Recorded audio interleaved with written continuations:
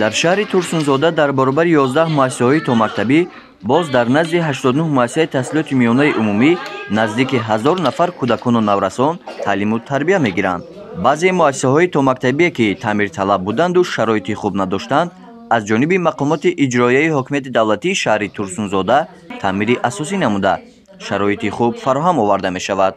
муассисаи томактабӣ рақами 7 ки тӯли солҳо таъмири куллӣ надида буд, пурра аз навсозӣ карда шуд.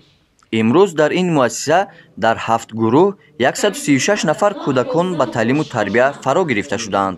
мизу курсӣ, рахтҳои хоб, ҷевону лавозимоти хониш ва бозичаҳои кӯдакона пурра таъмин карда шудааст. ба кӯдакон дар ин ҷо наздики 20 нафар омӯзгорони пуртаҷриба дарс мегӯянд.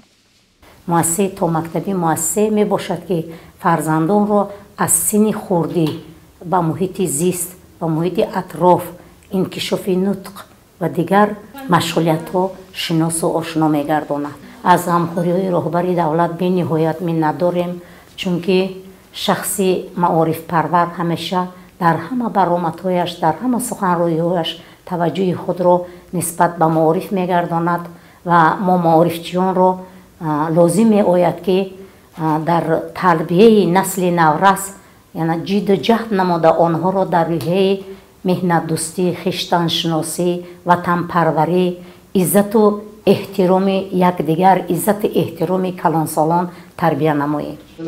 аз шӯъбаи маорифи шаҳри Турсунзода иттилоъ медиҳанд ки таъмири ин муассиса ба маблағи 160 000 сомонӣ аз ҳисоби мақомоти маҳал харҷ гардидааст. айни ҳол бошад, боз таъмири 4 муассисаи томактабии дигар ҷараён дорад.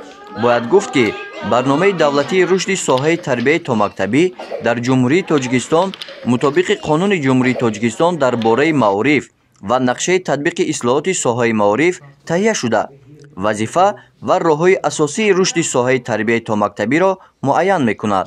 зарурияти таҳияи барнома аз он иборат аст ки бояд сифати таълиму тарбия дар муассисаҳои томактабӣ ҳамчун зинаи нахустини таҳсилоти шаҳрвандон баланд бардошта шавад ва ба шароити нави иқтисодию иҷтимоӣ мувофиқ гардонида шавад.